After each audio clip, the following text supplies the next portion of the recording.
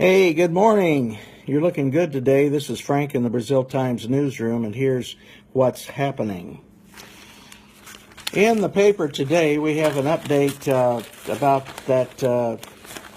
those shootings in Colony Acres on Tuesday night.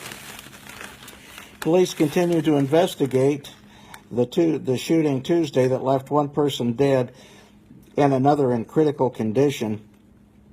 The Clay County Sheriff's Office reports Mark Thomas, 62, died from a single gunshot wound, while his wife, Tammy Thomas, age 59, remains in critical condition at a Terre Haute hospital after being shot multiple times. Emergency responders were called to 9415 North Forest View Drive in Brazil Tuesday night after receiving a 911 call from a frantic female indicating she had been shot multiple times, according to the Clay County Sheriff's Department. Officers were quickly dispatched to the home in Colony Acres subdivision and found Tammy Thomas on the garage floor with serious injuries from being shot. Police also worked to search the home and found Mark Thomas unresponsive in the living room. He had suffered a single gunshot wound and was later pronounced dead at the scene by Clay County Coroner Nick French. Tammy Thomas was transported by a care ambulance to St. Vincent Clay Hospital in Brazil and then taken by helicopter to Regional Hospital in Terre Haute due to her injuries. The Clay County Sheriff's Department reported Wednesday that Tammy Thomas underwent surgery for several hours and was out of surgery and in critical condition. We talked to Clay County Sheriff Paul Hardin this morning, and there was no further updates to report at this time. However, when more information becomes available, you can find it here on our Facebook pages or on our website, thebraziltimes.com, and in the printed edition of the Brazil Times.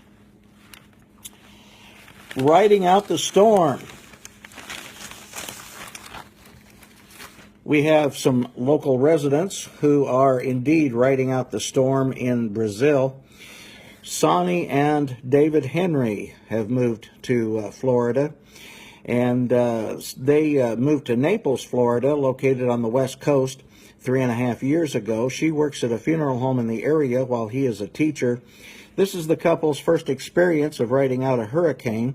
"We are staying," Sonny told the Brazil Times Thursday evening, admitting some trepidation about the impending arrival of Irma. "I'm nervous, but I feel better today than yesterday with the storm's slight shift east." And of course, overnight the storm has shifted a little bit to the west. The Category 5 hurricane wreaked havoc in the Caribbean islands the past few days, with wind gusts reported at more than 180 miles per hour, which prompted state of emergency declarations as Irma roars its way to the United States. And also, new today, area churches are coming together to help those displaced by Hurricane Harvey. Those from various congregations will unite at 6 p.m. Sunday at Berea Christian Church, and that's at 1995 West County Road 800 North, Brazil, or Waterworks Road, to respond with both prayer and supplies to the disaster that flooded the Houston area with almost 52 inches of rain, damaged an estimated 100,000 homes, and left at least 70 people dead. The Brazil man accused of killing Staunton's Virginia Marie Myrtle in 2016 made his first court appearance Wednesday, pleading not guilty to murder and abuse of a corpse. Sitting mostly quiet through his initial hearing in Clay Circuit Court, 36-year-old Jesse L. Matthews listened to the grand jury's indictment against him on those felony charges. And broken seals on wastewater pumps have left Clay City in desperate need, said Chuck Strunk, a town employee, at Tuesday's meeting of the Clay City Council.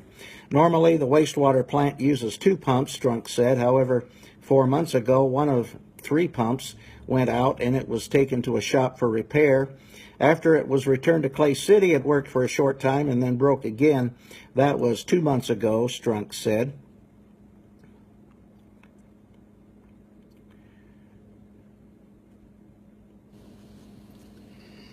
Because the town had 2 other pumps that worked, no one followed up on repairs on the broken pump. On September 3rd, an alarm message was sent to Strunk that sewage was backing up, which is pretty serious, Strunk told the town council.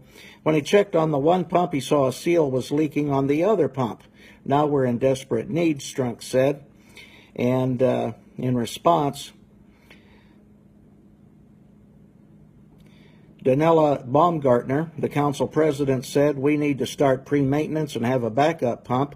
Don't wait until we have a meeting to let us know we have major issues.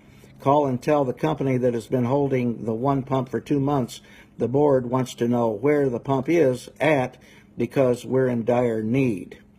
Also at the meeting, in a letter, the board's attorney Chris Gamble wrote, "I was contacted by attorney Jeff Boyle on behalf of Clay Community Schools. He indicated that he has been authorized to file a lawsuit regarding the school's claim that the town did not have a valid easement for the location of part of the water main, which had to be moved pursuant to Clay Community Schools construction project." After the meeting, Gamble said he did not know the amount of damages that would be sought by the school corporation. The contractor for this project was an arm of Clay Community Schools, and I would say not being good neighbors throughout this project is a gross understatement. To say that I'm disappointed by the school corporation's decision. My public comment is that they clean up their own house and act as a much better neighbor to the community in which they operate in the future, regardless of the merits of this lawsuit. And the matter will be turned over to the town's insurance carrier, Gamble said. And looking at sports today, West Vigo is coming to Northview this evening for a football game, and that is scheduled to kick off at 7 p.m., the varsity game is. Otherwise, late in the third set against visiting Sullivan, Northview's volleyball team was just 3 points away from a surprisingly academic win over the rival Golden Arrows. Sullivan took a page out of their football team's playbook in making a mad rally down the stretch, but the Knights righted the ship to gain a 25-17, 25-13, 23-25, and 25-31. So Northview improves to 12-3 overall with a 4-set win over the 10-3 Arrows.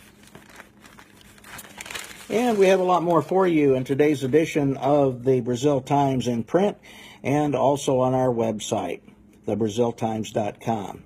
I'm Frank Phillips in the Brazil Times newsroom. We'll see you later.